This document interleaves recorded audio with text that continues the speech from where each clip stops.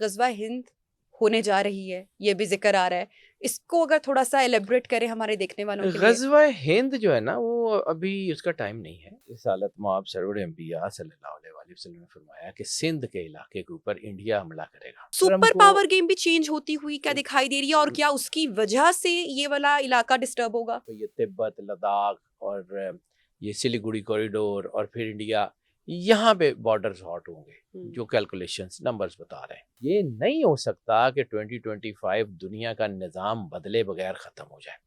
پاکستان بالکل کچھ سیف نہیں زون ہوتا، میں ہے، کچھ نہیں ہوتا اچھا، پاکستان۔ بہت سارے اسٹرالوجر یہ بھی بات کر رہے ہیں، یا بہت سارے لوگ اس وقت یوٹیوب پہ جو ڈیجیٹل اسپیشلی پلیٹ فارم پہ ہے، غزوہ ہند ہونے جا رہی ہے، یہ بھی ذکر آ رہا ہے، اس کو اگر تھوڑا سا ایلیبریٹ کریں ہمارے دیکھنے والوں کے لیے۔ غزوہ ہند جو ہے نا وہ ابھی اس کا ٹائم نہیں ہے۔ غزوہ ہند کا ایک اور پورا اسپیکٹرم ہے جو سرور انبیاء صلی اللہ علیہ وآلہ وسلم کی حدیث میں ہے، اور سب سے بڑی کتاب جو ایسکٹالوجی کی حدیثوں سے ریلیٹڈ، یعنی سرور انبیاء صلی اللہ علیہ وآلہ وسلم نے اینڈ ٹائم کے بارے میں جو احادیث بیان فرمائی ہیں، بخاری اور مسلم میں جو متفق ہیں، وہ ساری کو اکٹھی کر کے وہ ایک کتاب الفتن نام کی ایک کتاب ہے، بہت مشہور کتاب ہے کتاب الفتن، احادیث کی کتاب ہے، اس میں یہ سارا کچھ موجود ہے۔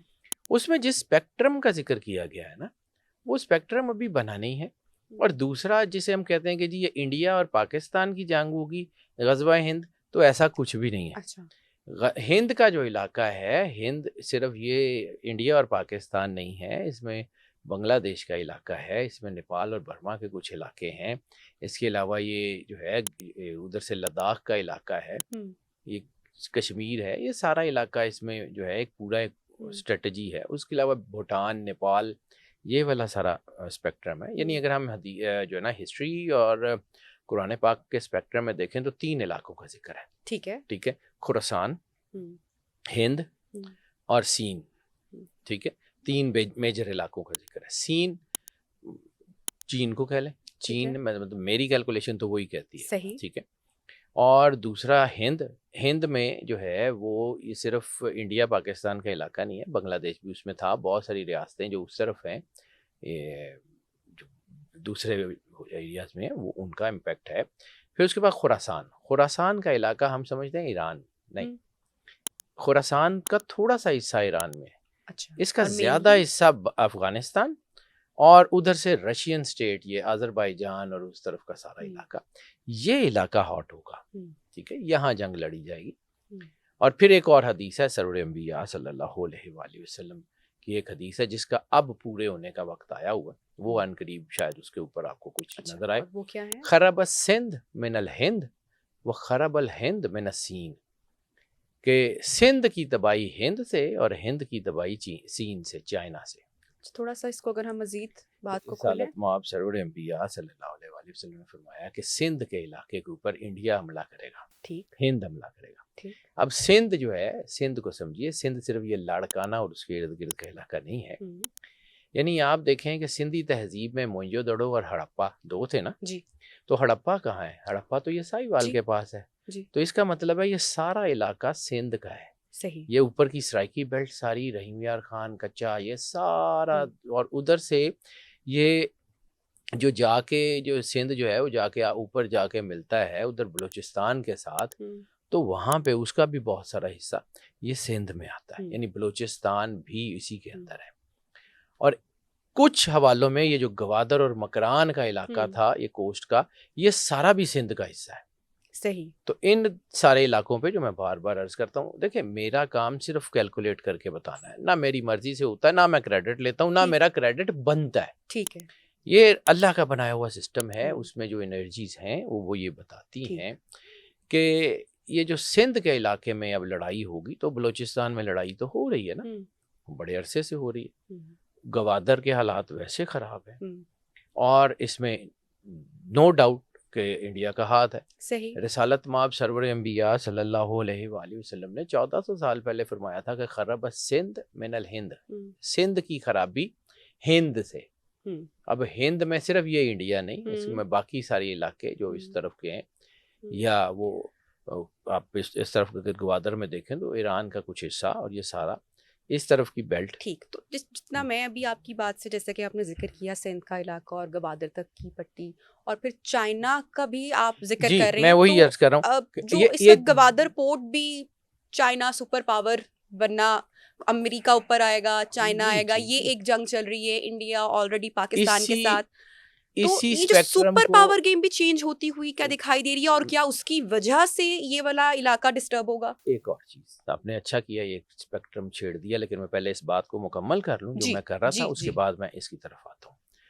تو یہ جو علاقہ ہے یہاں پہ جب جنگ لگے گی, یعنی خرب سندھ کا حصہ جس کے اوپر انڈیا کی وجہ سے تباہی آ رہی ہے اور یہ آتی رہے گی, یا مزید تھوڑا سا کچھ آنے کے چانسز ہیں.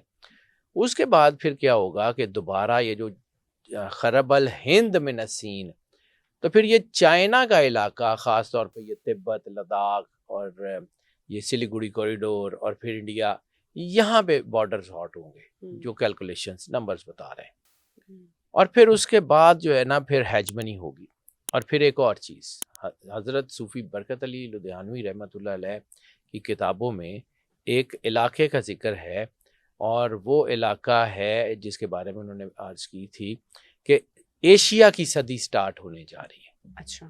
ایشیا کی جو صدی ہے وہ بہت زبردست قسم کا ایک جو ہے ایک نیا اسپیکٹرم ہے. اور ایشیا کی صدی جو ہے وہ, اس کا مطلب یہ ہے کہ ایشیا میں دو بڑے ملک ہیں, ایک رشیا, ایک چائنا. ایشیا کے یہ دو ٹائگرز جو ہیں یہ پوری دنیا میں جو ہے وہ سپر پاورز کا کانسیپٹ بدلنے جا رہے ہیں. چائنا اور رشیا بہت بڑی طاقت بننے جا رہے ہیں. ان قریب ڈیٹس کا اگر ہم ذکر کریں دیکھیں تاریخ اور یہ جو ہوتے ہیں نا, اس میں سالوں کی کوئی اہمیت نہیں ہوتی, یہ ڈیکیڈز اینڈ سینچریز کے اوپر بات کرتے ہیں. اوکے ٹھیک ہے, لیکن وہ ٹائم کافی نزدیک آ چکا ہے. یہ 2025 کی میں جب بات کرتا ہوں, میں چونکہ نمبرز کا آدمی ہوں, نمبرز کو سمجھتا ہوں, ٹو ایئر از ہیومن, ہو سکتا ہے میرے سے پڑھنے میں غلطی بھی ہوتی ہو, میں never claim to be the best, but I am just the ordinary one. لیکن جتنا کہ میں نے نمبروں کو پڑھا, 20 سال مجھے ہو گئے ہیں اور میں نے انہی نمبرز میں اسپیشلائزیشن کی ہے, قرآن پاک کو پڑھتے ہوئے بڑا ہوا. تو مجھے لگتا ہے کہ 2025 جو ہے نا اس کا نمبر ہے 9, اور 9 جو ہے وہ اپنا سمجھا جاتا ہے پوری دنیا میں تکمیل کا نمبر. اچھا. ٹھیک ہے, گنتی دیکھیں اللہ تعالیٰ کا بنایا ہوا نظام ہے نا, تو پوری دنیا میں جب سے انسان ہے تب سے گنتی جو ہے وہ اتنی ہے دنیا کی کسی بھی سویلائزیشن میں, کسی بھی لینگویج میں, یعنی جہاں گنتی کا کانسیپٹ ہے تو گنتی 1 سے 9 تک ہے, 9 سے آگے نہیں گئی. ٹھیک ہے, یہ کس نے فیصلہ کیا تھا؟ اللہ نے. جیسے سورہ جو ہے وہ جن آخری آیت, وَأَحْصَى كُلَّ شَيْءٍ عَدَدًا, احسا ہم نے حصار کر دیا, کُلَّ شَيْءٍ ہر چیز کا, عددا within the numeric, اعداد میں, we surrounded everything within the numeric. تو اللہ نے ہر چیز جو ہے وہ گنی ہوئی ہے, کیلکولیٹڈ ہے. تو اللہ کا بنایا ہوا سسٹم یہ ہے. اب دیکھیں ایک اور چیز, یہاں تھوڑی سی ضمناً بات 2 منٹ کی کر کے پھر میں واپس اس ٹاپک کے اوپر آتا ہوں, کیونکہ اس کو سمجھانا ضروری ہے. قرآن پاک میں 2 آیات ہیں, اللہ نے کہا کہ ہم نے طے کر لیا مہینے 12 ہوں گے, اور ایک اور آیت ہے کہ اللہ کے نزدیک تو مہینوں کی تعداد 12 ہی ہے. قرآن پاک تو یہ 14.5 پونے 1500 سال پہلے آیا ہے نا, زیادہ سے زیادہ. سرور انبیاء صلی اللہ علیہ وآلہ وسلم بادشاہ کونین کی نبوت کو, یعنی اس وقت ہجری 1400 سے مطلب 1450 کے قریب چل رہا ہے, تو ہجری سے آپ 13 سال پہلے لگا لیں جی, تو یہ اتنے سال ہی قرآن پاک کے نزول کو بظاہر ہوئے ہیں نا. تو قرآن پاک میں اللہ نے فیصلہ کیا کہ ہم نے طے کیا مہینے 12 ہوں گے, اور قرآن پاک کے آنے سے 12,800 سال پہلے کے جتنے کیلنڈر ہیں آپ کے پاس, اس میں سے کوئی ایک بھی ایسا نہیں ہے جس میں مہینے 12 سے ڈیویٹ ہوں. اس کا مطلب ہے کہ کائنات کا مالک وہی ایک کارساز ہے جس نے قرآن پاک میں تو بعد میں اعلان کیا ہے, آدم علیہ السلام سے پہلے اعلان کیا تھا کہ مہینوں کی تقویم 12 ہی ہوگی. اور اس کی وجہ ہے کہ اللہ کی عدد 12 ہیں, 66, 6 اور 6 12 ہیں. خیر یہ لمبا ہو جائے گا اگر اس کی طرف جاؤں.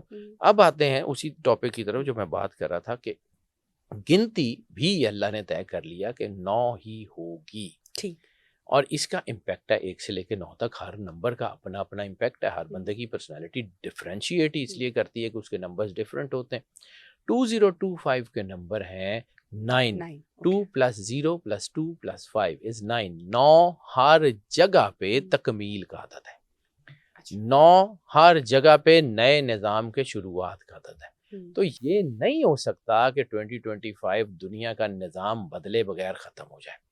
یہ نہیں ہو سکتا کہ دنیا میں جو چیزیں اس وقت چل رہی ہیں وہ 2025 کے بعد جاری رہ سکیں. یہ نہیں ہو سکتا کہ 2025 کی انرجی خاص طور پہ جو سیکنڈ ہاف آف 2025 کے بعد شروع ہونے جا رہی ہے وہ اتنی آسانی سے گزر جائے.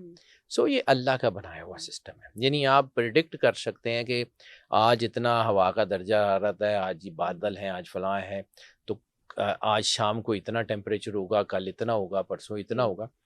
اور اگر آپ جو ہے وہ اس کو نہ مانیں تو آپ کے کہنے کے اوپر بھی یہ چیزیں تو بدلیں گی نا. یہ تو اللہ کا بنایا ہوا سسٹم ہے. تو اسی طرح یہ جو 9 کا نمبر ہے 2025 کا، یہ اتنا آسان نمبر نہیں ہے. جیسے کہ 2024 کا نمبر 8 سیٹرن کا نمبر ہے، مکافات عمل کا نمبر ہے.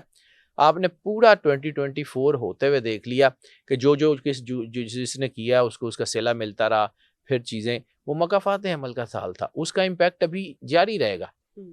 یہ چیزیں رکتی نہیں ہیں. اور 2025 کی انرجی جو ہے یہ ہوگی.